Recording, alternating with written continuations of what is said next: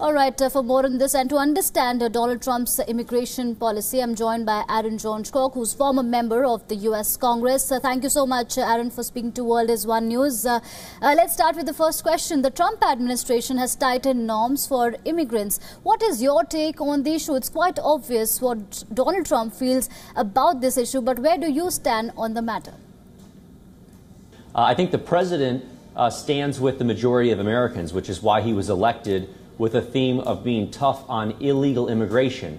And I think what's important for not only Indian nationals but others around the world to understand is that President Trump loves immigrants. He loves the fact that people come to the United States that want a better way of life, and he wants to keep that process open and available to qualified and merit-based immigrants.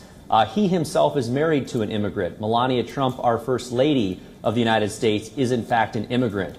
So don't get lost in the media hype in America that likes to highlight some of the more sensational tweets that the president sends out, like he did on Easter Sunday, challenging the Mexican government, who is watching large caravans of their people rush our border in an attempt to enter our country illegally. That is something President Trump will not allow. It's something that the American people and the majority of Congress does not support. But we do support legal immigration.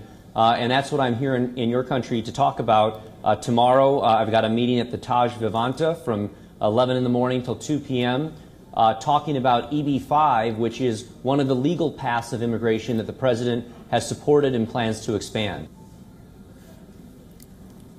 Right. Aaron, please help us understand. H1-B visa that's used extensively by Indians and other Asians is being regulated by America. Stricter vetting process and scanning of even social media profiles is the new normal. What's your view on that? It's something in Congress that I was a proponent of expanding the H1-B program. The Republican Hindu coalition, led by Mr. Shalabh Kumar, has been helping the president with a 5+5 plan to try and fix the H1-B problem. This is an area where I disagree with the president. He simply believes if immigrants wish to come to our country and get a job and live in America and become an American, he wants to expand immigration programs like EB-5 that allow immigrants to come and live in America and become an American. He simply does not like the guest worker program because President Trump believes these are people who are coming temporarily to take a job from someone who might otherwise be an American and then taking the money back to their home country. So that's why President Trump has tightened the H-1B process. It's becoming more difficult for all foreigners from any country to get an H-1B guest worker program, and it's why more and more foreigners are applying for citizenship and moving to channels like EB-5. So, for example, their children can come to school and then eventually work in the United States for as long as they wish and have the freedom to do so with citizenship. Right. Aaron, one last question. Trump has ostensibly ended hopes of a deal on the DACA program that protect hundreds of thousands of young people from deportation. What can we expect now? Well, I think the president really stuck his neck out. This was a president, as you know, who was very harsh on illegal immigration.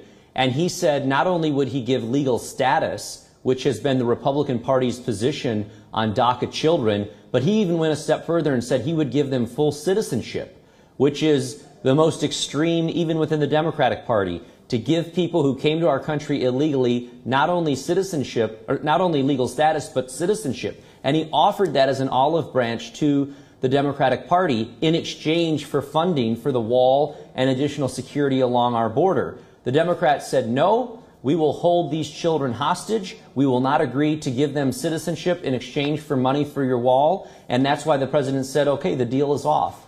And I don't believe it's because the president doesn't want to help the children, but he cannot continue to reward people who break our laws as more and more Mexicans rush the border to break our laws to come here illegally without having the money that he's asking for to build the wall and to secure our southern border.